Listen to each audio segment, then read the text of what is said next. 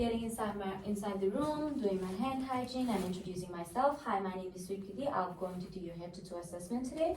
While doing that, I'll ask for 2 patient identifiers. May I get your name and your date of birth, please? Cash Shilling, February 23rd, 2005. Perfect. After that, I'll be telling him the procedure. I'm going to do your head to toe assessment today, which I'll be checking all the physical movements, everything in your body. And if I find any abnormalities, I'll let you know. After that, I'm going to verbalize taking vital signs, which is respiration, pulse, blood pressure, temperature, height and weight, and calculate BMI. After that, I'm going to check the patient's body position, which seems to be symmetrical, normal, and the affect also seems to be normal and calm with the situation. After that, I'm going to check if he's wearing any speech or if he's wearing any hearing aids or if he has any speech articulation. When he was speaking, it seems like he didn't have any speech articulation and he's not wearing any hearing aids. After that, I'm going to check his personal hygiene, which seems to have good personal hygiene. It doesn't look like he's using any drug use. He doesn't have any wound, lesions, or anything. After that, I'm going to see his nutritional status. The patient seems to be having a good nutrition, a healthy diet, and I will also be checking. There's no evidence of drug use on him and anything. After that, I'll ask my patient to get up and walk 2 steps for me.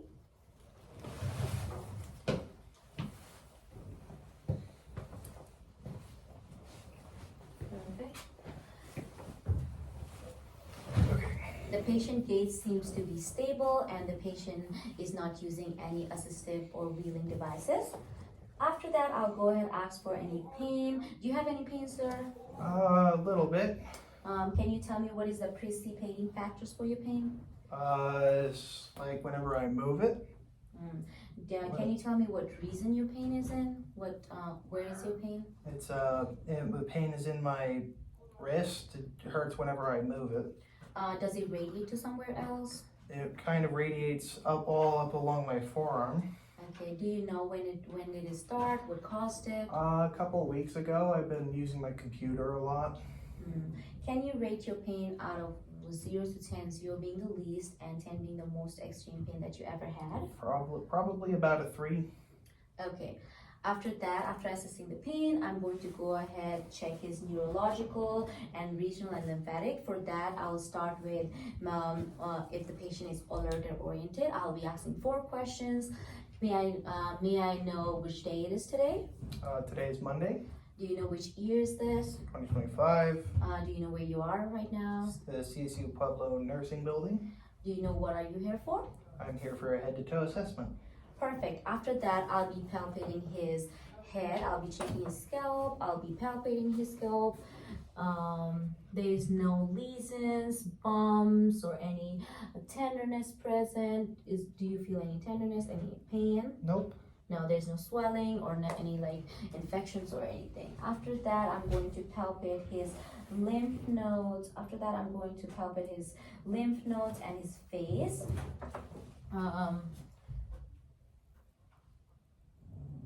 Do you feel any pain or tenderness? Nope. There's no masses or swelling in his neck or face as well. After that, I'm going to use my pen light for Perla.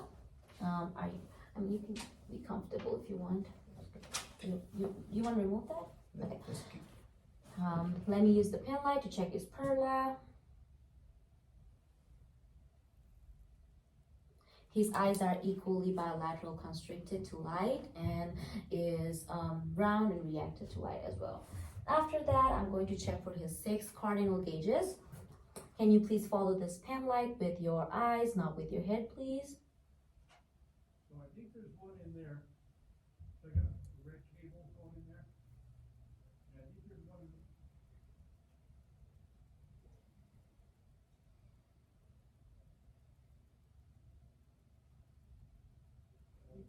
Perfect. His eyes are coordinated equally and moves in all 6 directions. After that, I'm going to check his ear canal and his pinna.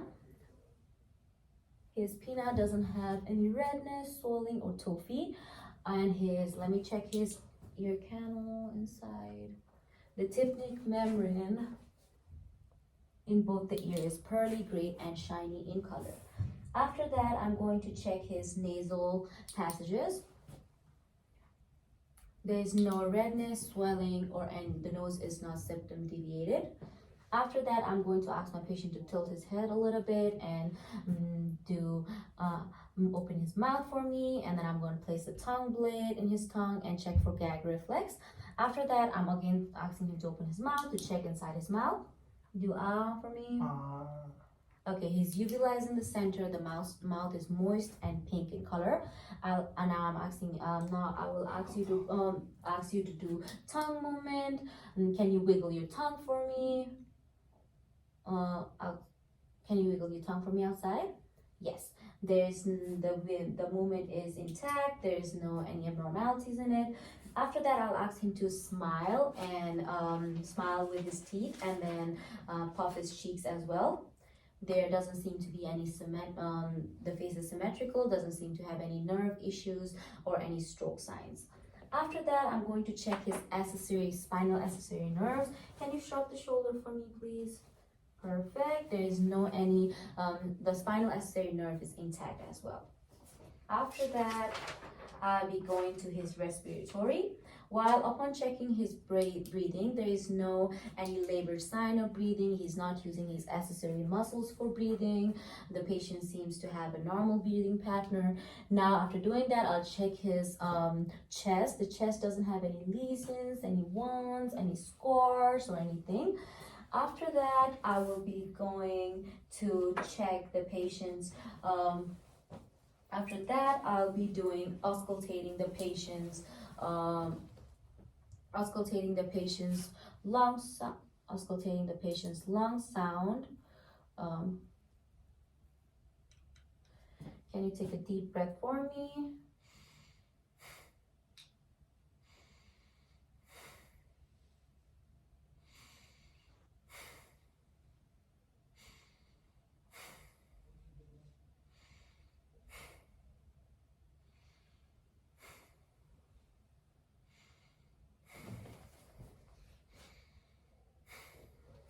I'll check the 6 at the back as well for his lung sound. Can you do the same thing for me? Can you take a deep breath and blow for me?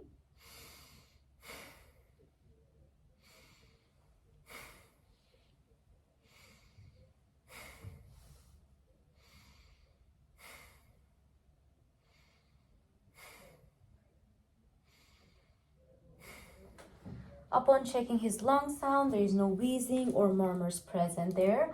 While checking the lung sound on the back, I'll also be checking the back, and there is no lesions, scars, or any wound or any abnormalities on his back. After that, I'll be doing the CVA tenderness test on him. Please let me know if it hurt, okay? Does it hurt? Nope. Okay, that means that CVA tenderness test is done and he doesn't seem to have any kidney infection. After that, I'm going to go ahead with the heart sounds for the patient. I'll start with aortic,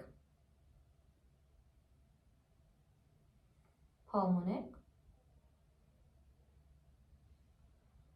earth, tricuspid, and mitral. After that, I'll be checking the mitral. I'll be listening to the mitral apical with your stethoscope. Yeah, I'll be checking the mitral with the apical. I'll be using this and for the PMI. Yes.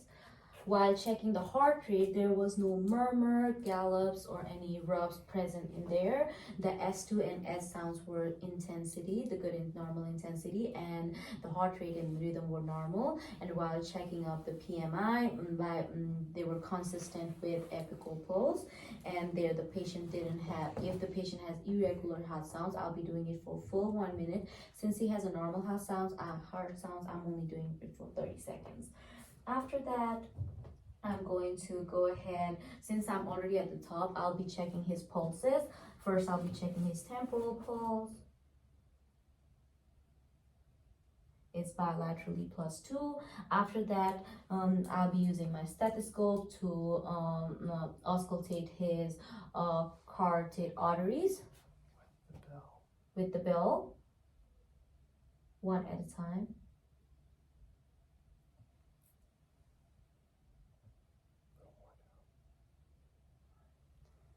It's +2 bilaterally as well. Now I'm going to palpate his carotid artery to check for the pulses, one at a time as well.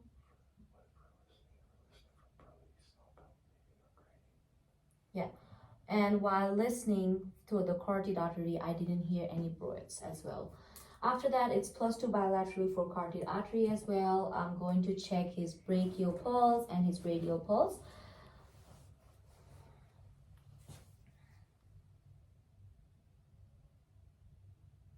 His brachial pulse is also +2 bilaterally, and his radial pulse is also +2 bilaterally. After that, I'm going to go ahead to check for, since I'm already in his hands, I'll go ahead check for any clubbing or any sinuses or capillary refill. The capillary refill is less than 3 seconds. And then I'll do the skin toggle test. The patient seemed to be hydrated. While doing the carotid artery, I'll also be checking for jugular vein distension in his neck, which doesn't seem like he have any. And after that, I will ask the patient to check the patient's strength. Can you push it for me? Yes. Can you pull it for me? I would rate the strength and the power as 5 out of 5. After that, I will be checking for his abdomen and his genitourinary. I will ask my patient to lay down for me. Perfect. And then once I ask my patient to lay down for me, I will be inspecting his abdomen. His abdomen seems to be symmetrical. It doesn't have any bumps, lesions, scar, or wounds in it, or any infections in it. After inspecting, I will be auscultating first before palpating. And I will start with palpating from right lower, right upper, left upper, and left lower. He has active bowel sounds, and he has active bowel sounds. After that, and before all this, I'll be asking him when is his last bowel movement. When is your last bowel movement? A couple hours ago. And when did you last void? About an hour ago. Okay, if I have a female patient, I'll be also asking her when was her last menstruational period. And now, after that, after auscultating, after asking the questions, I will be palpating slowly and softly to see if he has any hernias, as it is, any distension, any tenderness, mosses, or bumps, which seems to be he doesn't have any. And after that, I will ask my patient to get up for me. Thank you. After that, I'll be checking for, I'll be going to the peripheral and vascular system, musculoskeletal system on lower extremities. I'll be checking for any wound or lesions in his legs. While checking for any wound or lesions, I'll also be checking for temperature and the skin color. There is no any wound, lesions, or any scars in his leg. The temperature seems to be warm, and the skin color matches his ethnicity. After that, I will see the toe. There's no any ingrown nails in his toes on both sides. I'll be checking for dorsal pedis, and it's +2 bilaterally, and I'll be checking the posterior tibial, which is also +2 bilaterally. Before that, I'll also be checking for edema. The edema is 0. There is no edema. And I'll also be, after this, I will also be doing patellar reflex on him.